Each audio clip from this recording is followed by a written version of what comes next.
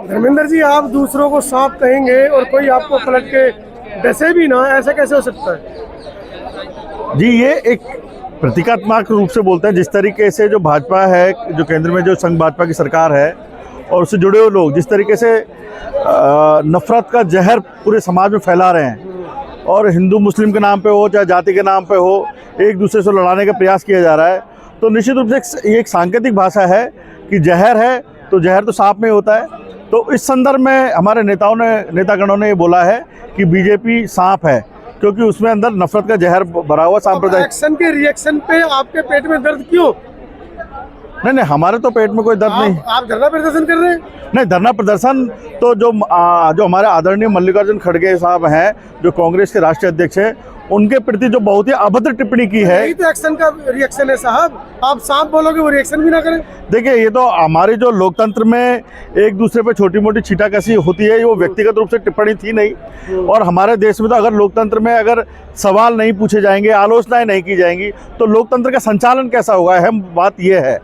हमारे देश में एक विपक्ष को शुरू से, मैं अगर बात करूं आज़ादी के बाद से, जवाहरलाल नेहरू जी ने विपक्ष को मजबूत किया जिससे कि जनता के सवाल उठ के आए। लेकिन आप खुद जानते हैं कि पिछले 10-12 साल से जिस तरीके से एजेंसीज़ का, खासकर सीबीआई हुआ, ईडी हुआ और स्टेट की जो पुलिस एजेंसीज़ हैं, इनका किस तरीके से मिसयूज़ हुआ है आपके सामने है। अगर उन्होंने कोई गलत बयान किया है, जो हमारे जो प्रवक्ता है पवन खेड़ा जी, तो जांच का विषय है, उसमें उस तरीके से पुलिस को एकदम भेज के। पवन खेड़ा तो फेसबुक पे कह रहे हैं कि मैं तो अब घर छोड़ दिया है, घर पर पुलिस वाले दबिश मार रहे हैं, मैं तो बोलना बंद नहीं करूंगा, मैं तो इस तरीके से बोलता ही रहूंगा। मतलब इस तरह के शब्दों का प्रयोग करते ही रहेंगे, उनका ये कहना है। नहीं, तो पवन खेड़ा जी ने थोड़ी अभद्रता की, अभद्रता तो हेमंत विश्व शर्मा ने की है। वो हमारे जो मल्लिकार्जुन खड़गे साहब हैं, जो इतने वरिष्ठ नेता हैं, जिनका एक लंबे 50 साल का कार्यकाल है, उनके प्रति वो अभद्रता कर रहे हैं, उनको पागल कह रहे हैं, तो ये बात तो माफ़ी योग्य नहीं है। और अगर इस तरीके से विपक्ष सवाल करता है, आलोचनाएं करता है, तो ये तो लोकतंत्र की जान है, लोकतंत्र संचालन के लिए बहुत जरूरी है सब। लेकिन सड़क पर यूनिटी नहीं दिख रही आपकी। ये 200-250 आदमी, क्या आपको लगता है कि आप दबाव में ले पाएंगे? ये बहुत ही कम तैयारियों के साथ में किया है और लोग आ रहे हैं, अभी रास्ते में हैं, बाहर से आसपास के प्रदेशों से लोग निकल के आ रहे हैं। मेरा नाम धर्मेंद्र कुमार जाटव है और मैं कांग्रेस का राष्ट्रीय प्रवक्ता हूँ।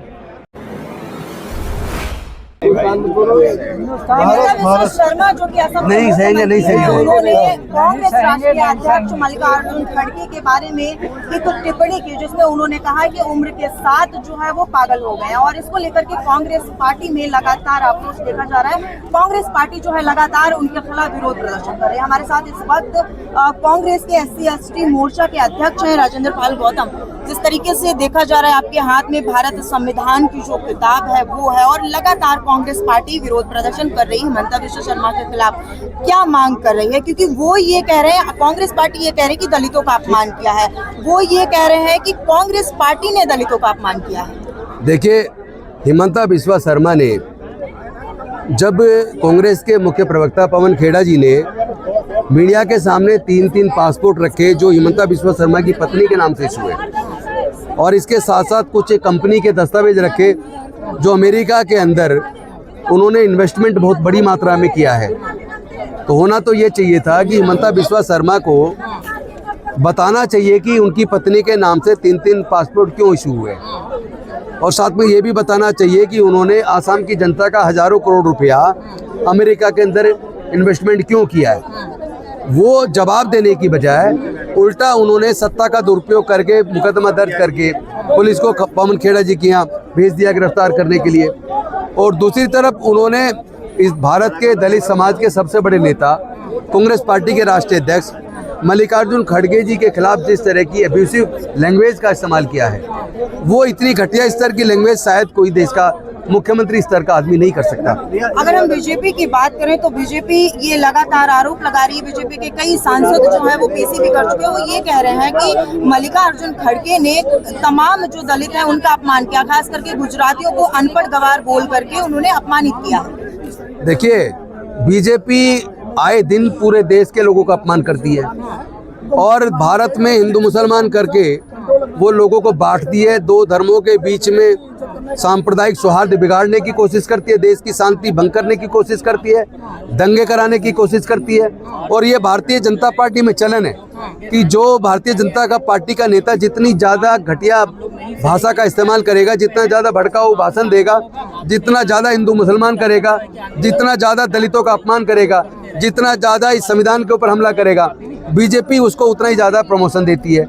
वो देश में नफरत और शांति भंग करने वाले, नफरत फैलाने वाले लोगों को मंत्री बनाती है। तो ये बीजेपी का चलन है। तो बीजेपी अपनी घटिया स्तर की भाषा से बाहर आए और वो मनुवादी सोच से बाहर निकल के कम से कम अब तो इस देश के संविधान को स्वीकार करे। या अभी भी जिस तरह 1949 में उन्होंने मनुस्मृति लागू करने के लिए जो प्रेशर बनाया था और संविधान की प्रतियां जलाई थी, और आज भी क्या वो इस संविधान को स्वीकार करने के बजाय मनुस्मृति लागू करना चाहती है। देश के अंदर जो दलितों को वो गाली दे रहे हैं, उनके नेता आए दिन दलितों का अपमान करते हैं, आए दिन धर्म के नाम पे दंगे कराने की कोशिश करते हैं। आज बीजेपी को माफी मांगनी चाहिए इस देश से और इधर उधर के झूठे आरोप लगाना बंद करे बीजेपी। अगर हम पवन खेड़ा की बात करें, उन्होंने ये कहा कि 3 पासपोर्ट जो है हेमंता विश्व शर्मा की पत्नी के पास है, लेकिन हेमंता विश्व शर्मा ये कह रहे हैं कि जो पासपोर्ट है वो आरोप गलत कांग्रेस लगा रही है और जब पुलिस, असम पुलिस उनके आवास पर पहुंची तो वो वहां से गायब हो गए। मैं पूछना चाहता हूं, क्या इलेक्शन कमीशन देश में है कि नहीं है? अगर चुनाव चल रहा है असम के अंदर, तो असम की पुलिस, असम के प्रेजेंट में जो हिमंता बिस्वा शर्मा है, उनके अधीन है या इलेक्शन कमीशन के अधीन है? होना तो ये चाहिए था, मुकदमा दर्ज करके पुलिस को जांच शुरू कर देनी चाहिए थी और जांच करने के बाद देश के सामने सच रखना चाहिए था।